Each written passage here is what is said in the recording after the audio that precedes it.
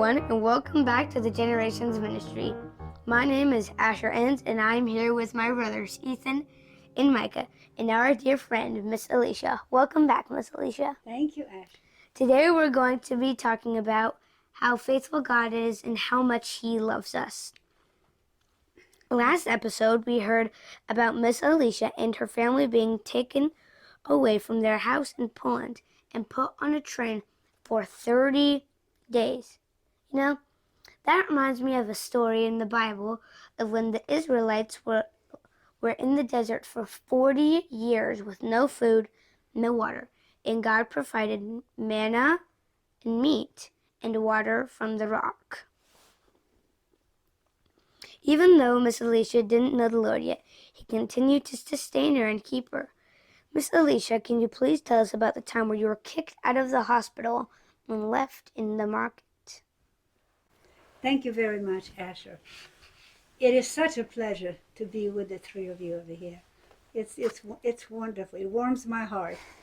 It's like my whole ministry and my whole life is with children and telling the truth, which very much will affect every child and grown-ups too, if they listen to it.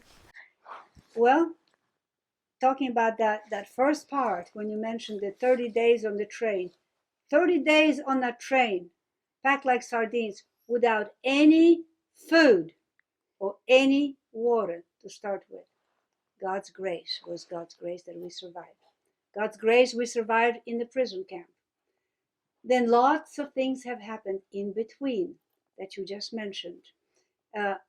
It's described well in Frozen Footprints, which is my fourth book, which is worth reading for especially every school child today. But the story, as you asked me to mention, is my mother placed me in an orphanage just before leaving Soviet Union. We were on the last ship leaving Soviet Union before Stalin closed the borders, and all those people who were slaves imprisoned were let go, and then they were put right back in the prisons again. People would lie down on the railroad tracks to stop the train to get out of there, but it was already too late. My mother put me in the orphanage, which was wholly interesting, unbelievable story right then and there. God's grace already working miraculously. And then that ship carried us to Iran. And I got parted with my mother's division was traveling with the orphanage.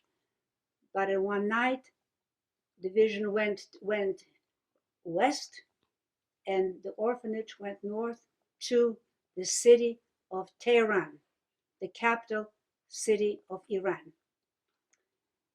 I was in the orphanage, but I already had malaria. I don't know if you know what malaria is, but when you have an attack of malaria, it's freezing cold, and next is burning heat. So I was in the hospital. After 30 days, the doctor that was very kind to me was said, "You're taking space. You have to leave." And I cried, what am I going to do? Oh, but the orphanage left me in a stable and left. But they let know the authorities that there was a dying child in that stable. And so the people from the hospital came and took me to the hospital. All right, so he throws me out. There's this new doctor, and he throws me out outside the gate.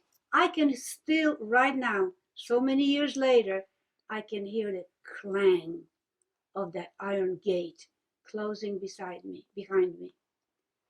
And I'm standing, people going right and people going left. And I say, well, what am I going to do?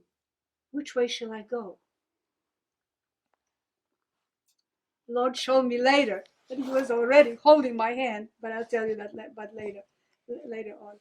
And then so I said, well, I'll go right. That was the right place. And shortly I reached the marketplace. I'm standing looking at the marketplace, and I see just a bunch of people, not a small group of people sitting on their old suitcases. I said, I wonder if they're not Polish ex-prisoners. They were, but they did not have anything. No food, no anything. And I already had eye disease. I couldn't see very well. So I'm on the marketplace for 3 weeks. No food and no water. In my undergarments. I'm close to about 8.5 years old. And I would run to the clinic there that could put some medicine in my eyes. I said, but what are you doing here? We are waiting for a ship to come and take us to the seaport, a ship that was going to Africa. So I said, well, can I go with you? I'm lost in the world. I was totally lost. My parents don't know what they are. I know my mother and my father is in Israel in the Polish army for the purpose of fighting Germans. And they don't know where I am, and I don't know where they are. But I know that someplace out there, I have parents who love me. And that's what I held on to. So I would go to a clinic to have my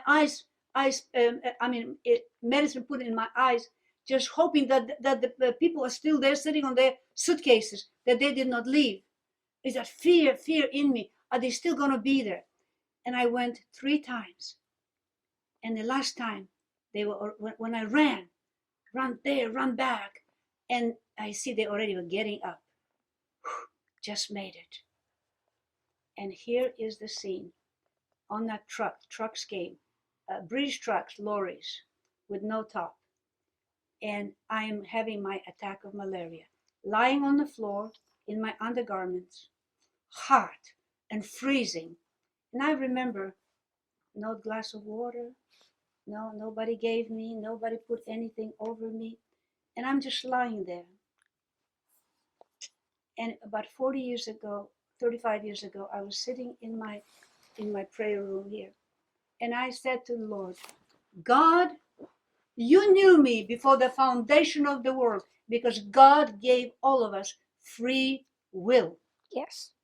And that I will be yours. I want to know, where were you when I was lying on the floor of that truck?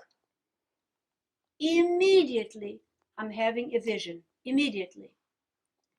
And God showed me. And I'm walking together with God, like in the space. God is, you never see his face. You see the back, the rope all the way down to his feet. And he was holding me, his right hand holding my left hand. And we're walking together. So God, when I stepped on that iron gate already, I did not know, but God already was holding my hand. I guess he was holding my hand before, but I did not know that, Asher. And then and then what happened after that? I did not know God at that time. It was awful not knowing God, but he knew me.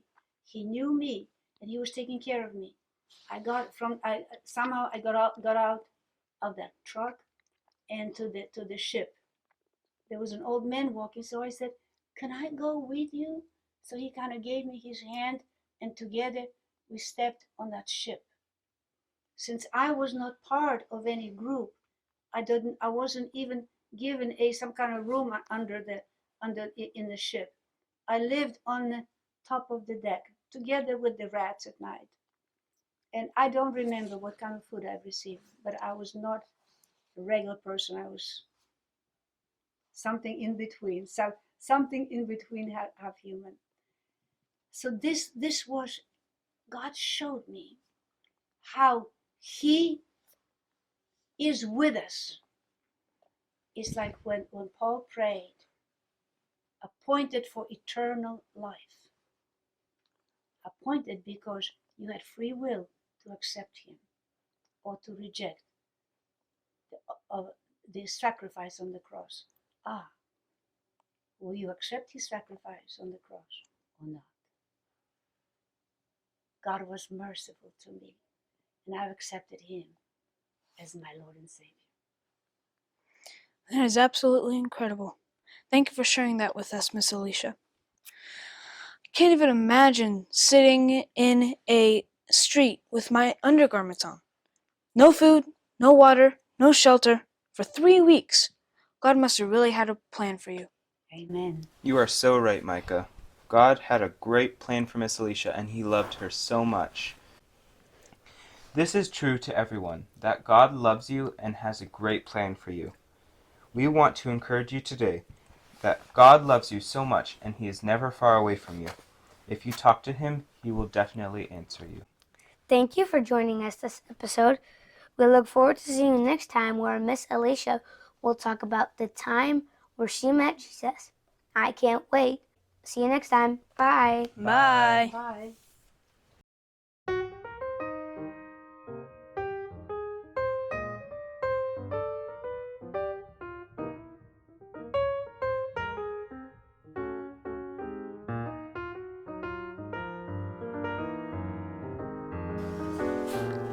And he loved her